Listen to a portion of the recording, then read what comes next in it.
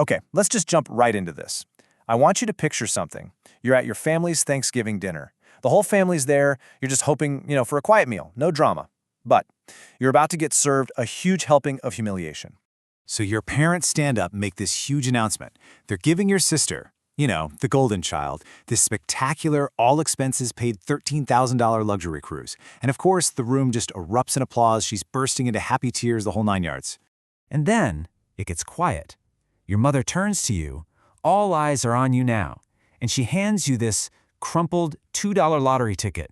And she says it, loud enough for everyone to hear, with a smile that is anything but kind. See, this is a performance, a public shaming, and you're the star of the show. And you just hear it. Laughter starts to ripple through the room.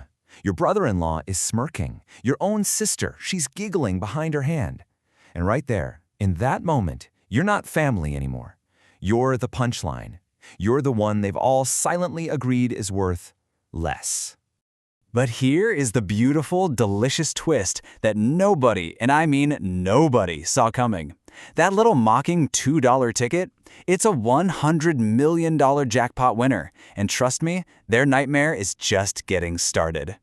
You know that feeling? Being made the punchline by the very people who are supposed to have your back? It's not just some crazy Thanksgiving story. It's this quiet, really devastating pattern that plays out in so many ways. And you see this pattern everywhere. Maybe it's the spouse who's always told they're bad with money, all while their partner is secretly draining the joint account. Or, the classic sibling dynamic. You've got the golden child who can do no wrong, and then there's the other one, just dismissed as the college dropout, totally incapable of doing anything right. And the sheer scale of this betrayal, it can be absolutely staggering. I mean, in one story, a husband found out his wife had systematically siphoned away $243,000 from their joint account over 7 years. Just little transfers month after month, all built on one single assumption, that he just wasn't paying attention. See, for the person doing the betraying, this is never a one-time thing. It's not a mistake. It is fundamental to how they see the relationship. They actually build their plans on what they see as your weakness. They need you to be the punchline for their own story to even work. But here's the secret they always miss. When people stop seeing you, you start seeing everything. Being underestimated, that becomes your greatest strategic advantage. So let me introduce you to Evelyn Marie Parker. She's 62 years old, been married for 38 years. And one afternoon, she stumbles upon the ultimate betrayal. Her husband is having an affair with their own son-in-law.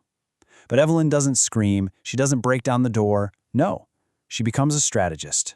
So she hears the sounds that literally shatter her entire world. And what does she do?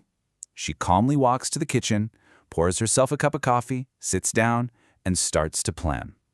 Right in that moment of absolute chaos, she finds total clarity.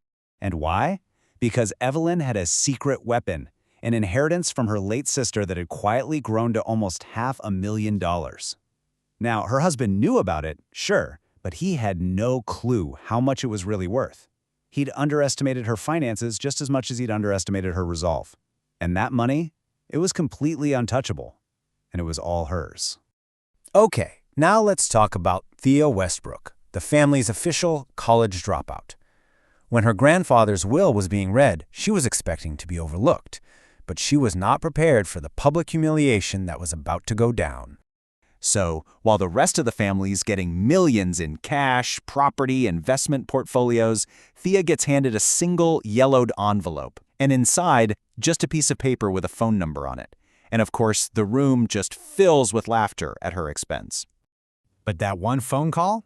Oh, that call connected her to an irrevocable trust her grandfather had set up decades ago. A trust that made her the sole owner of the entire, wait for it, $38 million family company. Yep, the punchline just inherited the whole joke. So how do they do it, right? How do the underestimated turn the tables so completely? Well, it all comes down to one core principle, a playbook that works every single time. Documentation always, and I mean always, beats manipulation. Evelyn didn't get mad. She got methodical. While her husband thought she was just wandering around completely oblivious, she was building an airtight case. She uncovered everything: secret bank accounts, phone records showing hundreds of texts, credit card statements for hotels and gifts. She even put a tracking app on his phone. She basically became a one-woman intelligence agency.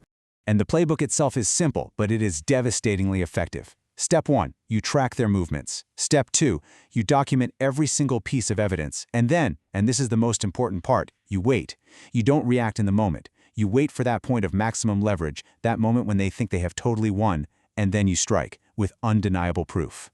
And when that strike finally comes, it's not just some small victory. No, it is a permanent, irreversible flip of the power dynamic.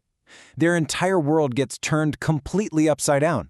And this right here, this is the core lesson. Underestimation is your greatest weapon. The very thing they used against you, their belief that you're harmless or oblivious or just incapable, that becomes the tool you use to dismantle their entire world. Their blindness becomes your cover. I mean, just look at the final score here. In every single one of these cases, what started as a symbol of humiliation was turned into an instrument of total victory. That $2 joke, it becomes a $100 million jackpot. That worthless little phone number, it becomes a $38 million company. And a heartbreaking betrayal, it becomes the key to financial freedom and a new life. But, in the end, the money, it's almost secondary. The real win, the true jackpot in all of these stories, is that moment they take back their own story. It's the freedom you get when you finally realize you don't need validation from the people who were never, ever going to give it to you in the first place.